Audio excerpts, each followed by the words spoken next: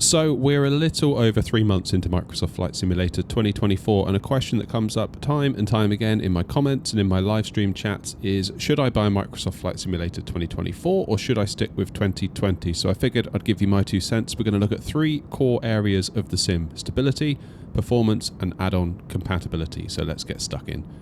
Starting with stability.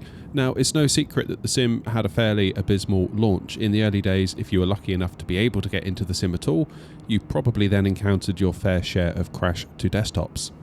Now, let me know if this is different for you in the comments, but for me, sat here on the 22nd of February 2025, at the time of recording, I haven't encountered a crash to desktop in 24 in quite some time. From a crash to desktop point of view, the sim is pretty stable for me for the most part. In the early days of the sim, the way 2024 would stream in the world data, heck, even the default planes, that came under a lot of scrutiny, with the servers allegedly being overloaded. There were calls from many in the community for Asobo to walk things back and go back to downloading content directly to your hard drive versus streaming it in. However, we now know that the servers weren't really overloaded. It was the content delivery network that sits between you and the servers that was at fault. Asobo switched to a different content delivery network system and things started to improve to the point where soon after the world was streaming in beautifully for me, and now it's something I don't really think about at all.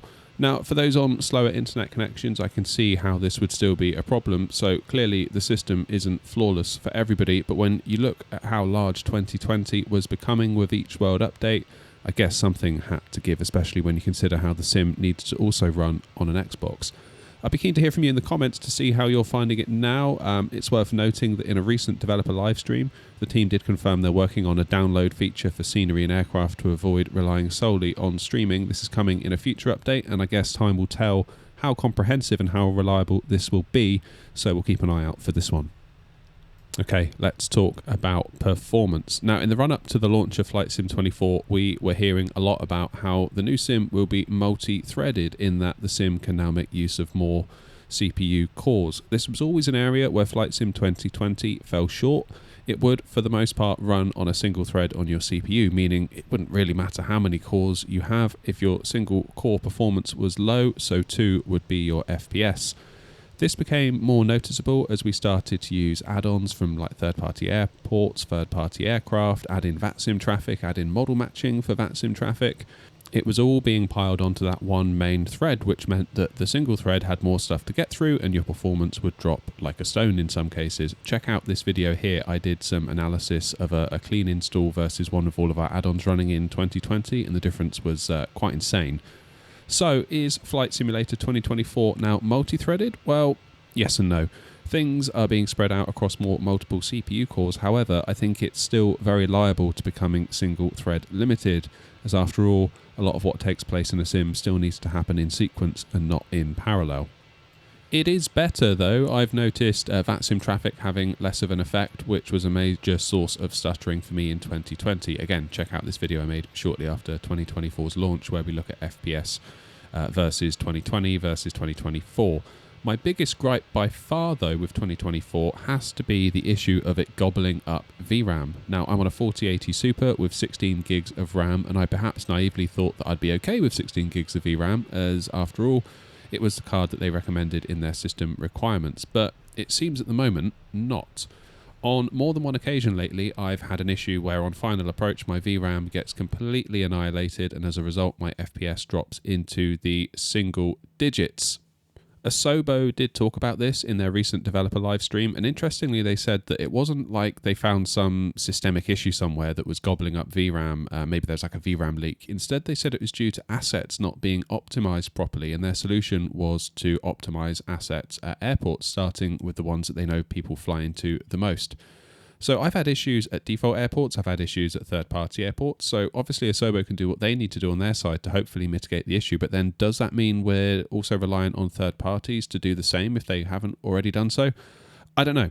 Another course of action, I guess, would be to change GPUs. I've seen V1 has swapped from a 4080 Super to a 7900 XTX, which has 24 gigs of VRAM, and he's reporting much better results. A friend of the channel, who's also on first name terms with Airnaut HR, has also swapped from a 4080 Super to a 7900 XTX, and allegedly after 10 plus flights, reporting no VRAM issues. The things you've got to remember is that the sim doesn't get all of the 16 gig of the 4080 Super. It usually ends up with around about 14 point something. After all, the system takes what it needs and then the sim gets the rest. And if you can get into the high 12 point somethings, that's generally, when you get beyond that, is when the cracks start to appear. So, I don't know, it feels to me like it's kind of a software issue that needs working out, and as such, throwing hardware and money at the problem kind of feels misguided, especially as the sim really is in its infancy. And this could all, maybe, hopefully, work itself out. Although I'd be lying if I said I wasn't considering like a side grade to a 7900 XTX. The more and more I listen to myself kind of read this out and kind of say this out loud, the more ridiculous it all starts to sound. I shouldn't have to be buying a 24 gigabyte VRAM card in order to get my sim to not run at 7 FPS.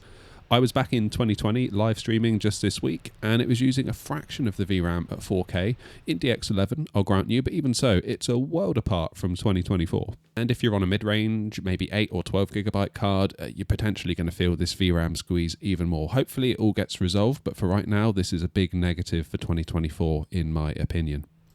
Okay, let's talk about add-ons. And add-ons are a funny one right now. It seems wild to think back to when 2024 was announced and we were told that pretty much all 2020 add-ons will work with 2024. But I think it's fair to say that wasn't accurate at all. I mean, yes, you can drag and drop your 2020 add-ons into the 2024 community folder, but results will be varied. In terms of scenery, we're seeing more and more airports get updated to 2024, though in some cases you may have to pay an upgrade fee for the 2024 version. Now, I appreciate some of you might be angered by this, but speaking as somebody who used to develop software, I can tell you that software A takes a long time to develop, and B requires software developers to do so, which are expensive. Now, when a new platform like 2024 appears that allows you to enhance your products as you build against the new software development toolkit, obviously as a third-party developer, you're going to want to bring all that new goodness to your customer base. But at the same time, if you have to put a developer or a small team of developers on that project, well, they're going to need to get paid. So I think a small upgrade fee is okay.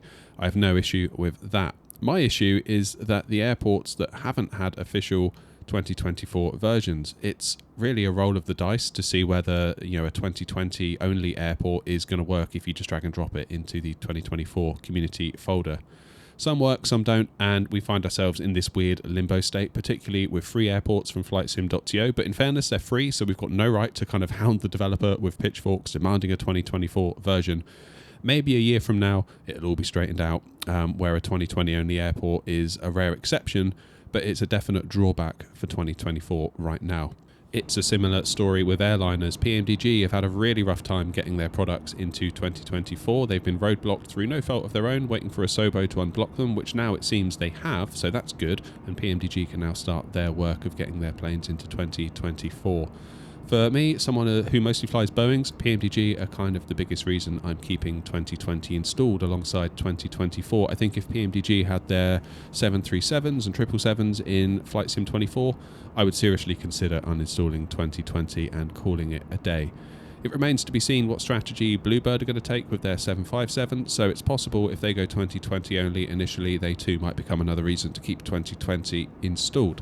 Just a quick point on planes coming from 2020 to 2024. My hope is that third-party developers will give us 2020 ports into 2024 first, in that they don't upgrade the planes to take advantage of all of 2024's new features. Instead, they just give us 2020 versions that will work in 2024. Initially, at least, as that will keep the community busy with their planes in 2024. They could then take the time and upgrade their planes to take advantage of all the fancy new features in 2024 with the pressure largely taken off. That's just my 2 cents for what it's worth.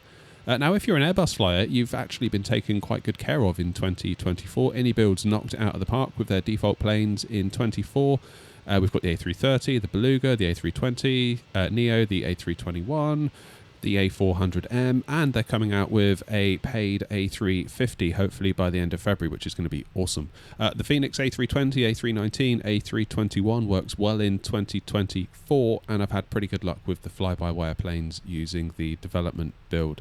Again, it's a case of being patient. I know we were told basically every add-on from 2020 will work in 24, but I think it's just fair to say that clearly wasn't the case, and now we need to wait for third-party devs to do their thing, assuming they're not roadblocked.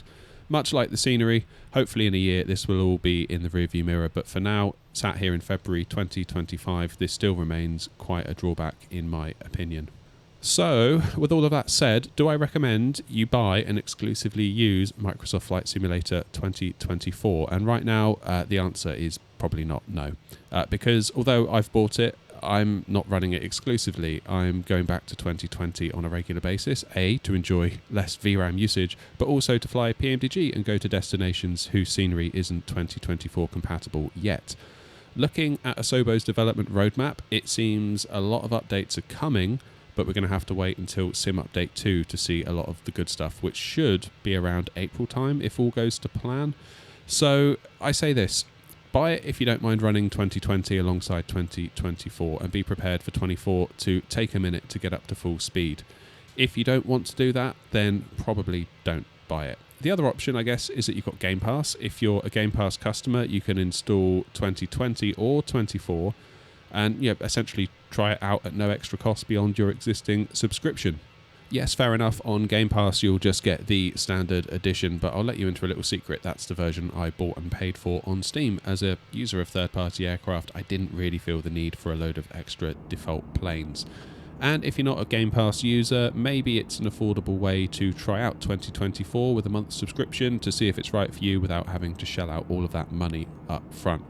Let me know your thoughts in the comments. I think it's fair to say it's early days, and to wholeheartedly recommend you buy 2024 and run it exclusively would be wrong of me.